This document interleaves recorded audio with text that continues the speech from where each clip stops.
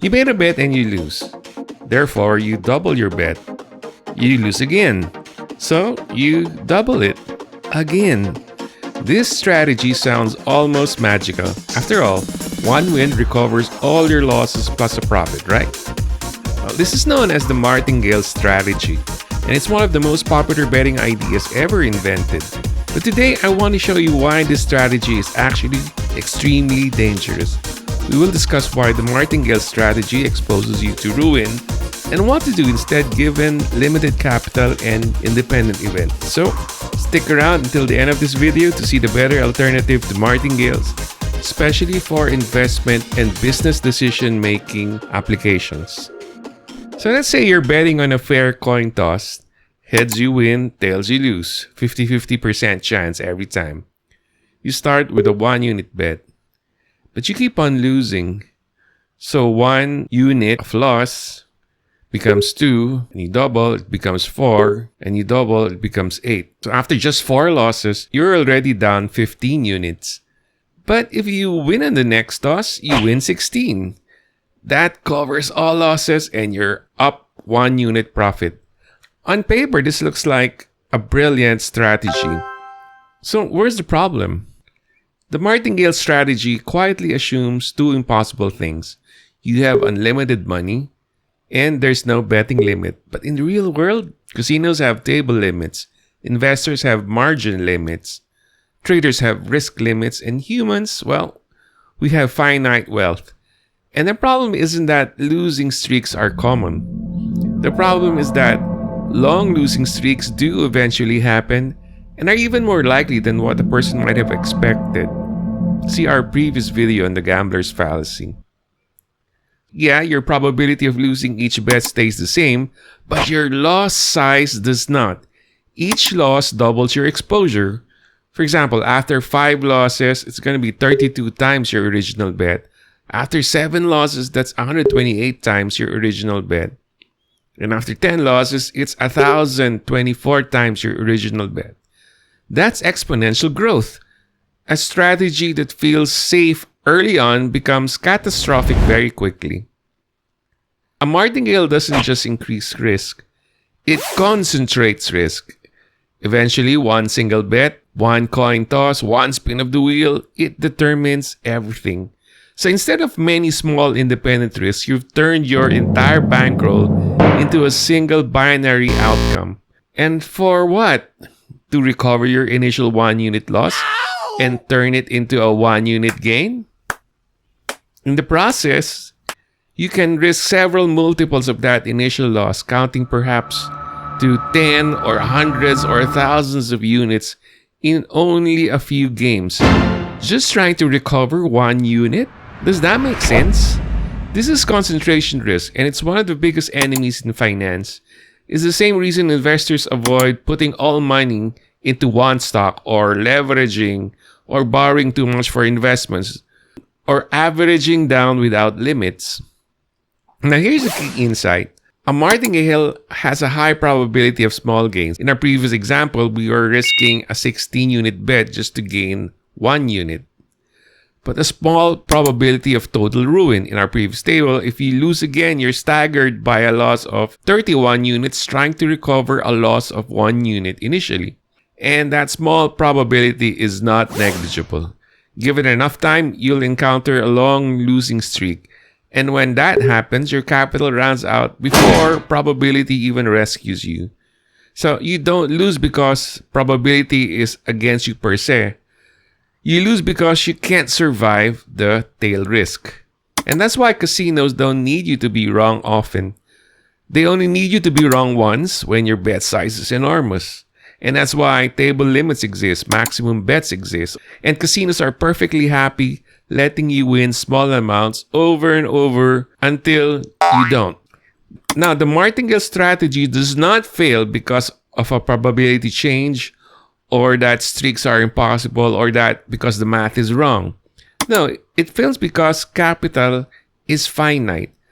A strategy that ignores capital constraints is not a strategy. It's a ticking time bomb. Right, so what's the proper way to remedy a loss? So if doubling your bet after every loss is such a bad idea, what should you do instead? So here's the intuition most people get wrong. Let's say you lose 1 unit. The Martingale says, double your bet until you win it back. But probability theory says something very different. If the game is fair, there's no urgency to recover the loss immediately. A loss of 1 is not a crisis. Trying to force a recovery is what creates the real danger. Let me repeat that. Trying to force a recovery is what creates the real danger. The mathematically sound response to losing 1 unit is simply this. Keep betting 1 unit. Not 2, not 4, not 8, just 1. Because each bet is independent, your probability of winning the next bet is exactly the same as before the loss. Doubling doesn't improve your odds, it only magnifies your downside. Using your capital strategically. Now let's talk about capital. Suppose you have 1,000 units of capital. Under Martingale thinking, that capital is treated like a last line of defense, something to throw in when things get absolutely desperate. But you don't want to do this. There's a better way to go about doing this. If you have 1,000 units of capital, this means you can make 1,000 separate independent bets of 1 unit each. That's not weakness, that's resilience. Let's compare. Option A, a Martingale, you double after every loss. The risk grows exponentially. 1 losing streak amounts to total ruin. Option B, flat betting. You bet 1 unit every time. Losses are small and controlled. Capital erosion is slow and survivable. Now with flat betting, no single streak can destroy you.